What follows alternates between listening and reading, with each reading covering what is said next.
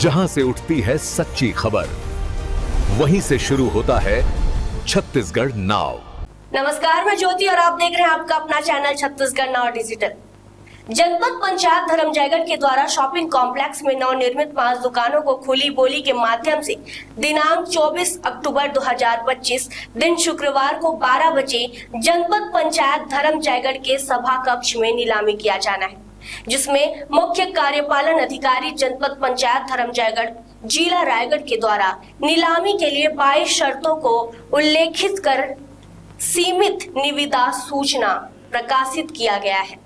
जानकारी के अनुसार दोमन सिदार भूपदेव सिदार निवासी चिर्रामुड़ा थाना तमनार जिला रायगढ़ के द्वारा कुछ कठोर शर्तों को विधि विरुद्ध समझते हुए न्यायालय अपर कलेक्टर रायगढ़ जिला के समक्ष चुनौती दी गई थी और पुनरीक्षण प्रकरण प्रस्तुत किया गया था।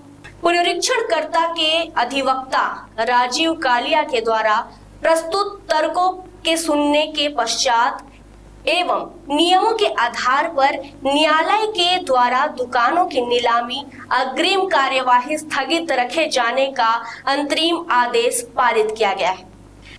जनपद पंचायत के द्वारा नीलामी किए जाने की प्रक्रिया को न्यायालय में चुनौती देने से लाजमी है कि जनपद पंचायत धर्मजयगढ़ की छवि धूमिल हुई है और मनमाने ढंग से दुकान की नीलामी करने का मकसद भी अधूरा रह गया है और अब दुकान नीलामी की प्रक्रिया में कई जटिलताएं उत्पन्न हो गई है। जनपद पंचायत मुख्य पालन अधिकारी के द्वारा अनुसूचित जनजाति क्षेत्र में अनुसूचित जनजातियों के वर्गों को दुकान की नीलामी में भाग लेने से रोकने के लिए कठोर से कठोर नियमों को संयोजित किया गया है और मनमाने शर्तें भी लगाई गई। एक प्रकार से नीलामी की शर्तों को अनुसूचित जनजाति वर्गों के हितों के विपरीत माना जा रहा है। पुनरीक्षणकर्ता की ओर से राजीव कालिया अधिवक्ता के द्वारा पैरवी की जा रही है। वहाँ 5 दुकानों की नीलामी की जा रही है जनपद पंचायत के द्वारा, मुख्य कार्यपालन अधिकारी के द्वारा।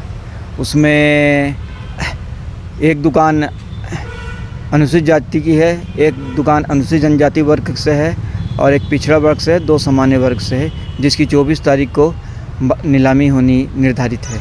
इसमें जो अनुसूचित जनजाति वर्ग और अनुसूचित जाति जो हैं उनको उसमें सामान्य वर्ग के पैमाने में ही तौल दिया जा रहा है और जो अमानत राशि है वो पीड़ादायक का कठोर है आदिवासियों विशेष करके अनुसूचित जनजाति और अनुसूचित जनजाति दोनों वर्गों के लिए, क्योंकि जो अधिनियम में लिखा है कि संपत्ति के मूल्य का 5% ही जमा होगा उसमें भाग ले सकेंगे, लेकिन इसमें न्यूनतम 10 लाख रुपया की शर्त लगाई गई है अनुसूचित जाति अनुसूचित जनजाति वर्ग के लिए, जो कि वो अत्यधिक कठोर है। इससे बहुत सारे अनुसूचित जाति अनुसूचित जनजाति वर्ग के लोग नीलामी में भाग लेने से बाहर हो जाएंगे और भाग नहीं ले पाएंगे।